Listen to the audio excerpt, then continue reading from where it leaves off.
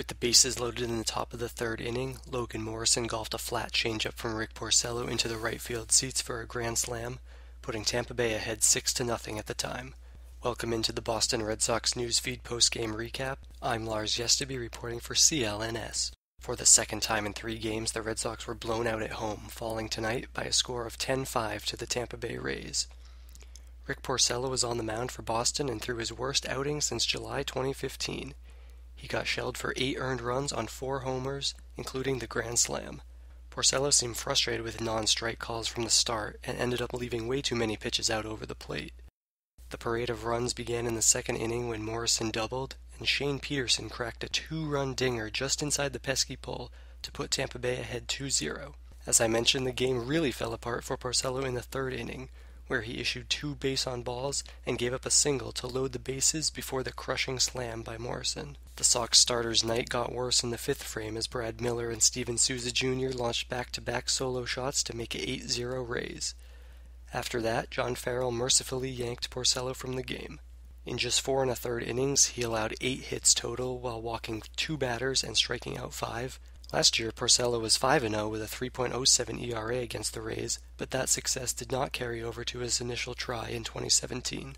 On the other side, Chris Archer exercised some demons as he entered the night with an 11-game losing streak against the Red Sox and a lifetime 7.30 ERA in 5 starts at Fenway Park. He held Boston to 1 run on 6 hits over 5 2/3 frames to earn the victory tonight. The Red Sox had their chances to chip away at the deficit multiple times, but could not cash in big with runners on. In the bottom of the 4th, they had the bases loaded with 2 out, but Pablo Sandoval grounded out weakly after working a full count. Boston finally got on the board in the 5th. Dustin Pedroia notched a 2-out double for his first extra base hit of the season, and Andrew Benintendi knocked him in with an RBI single. Mookie Betts followed with a double, but Hanley Ramirez could not plate anyone else.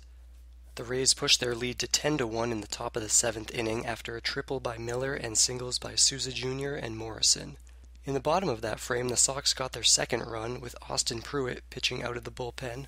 Pedroia led off with a single and was replaced by pinch runner Marco Hernandez. Hanley eventually drove in Hernandez with an RBI single, but got thrown out trying to stretch it into a double. The Red Sox tried to make it interesting in the 9th, but it all came too late. Hernandez led off with a single, Benintendi then doubled, and Mookie Betts drove in Hernandez on a single to make it 10-3. Next up, a ground out by Hanley scored another run to make it 10-4. Mitch Moreland then got hit by a pitch, and Bogaerts singled to put the score at 10-5. Rays manager Kevin Cash then made the switch to the bullpen to bring in his closer, Alex Colomé. He retired Pablo Sandoval and Chris Young to end the game. Boston falls to 5-5 on the season.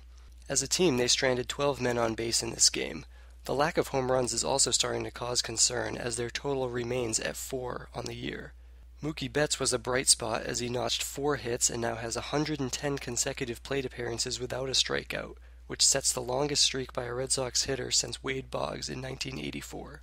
Up next, Chris Sale will be on the mound tomorrow and hopes that the 3rd timeout will be the charm to get some run support and earn his first Red Sox win. Jake Odorizzi will oppose him for Tampa Bay. First pitch is set for 4:05 p.m. This has been Lars Yesteby for CLNS.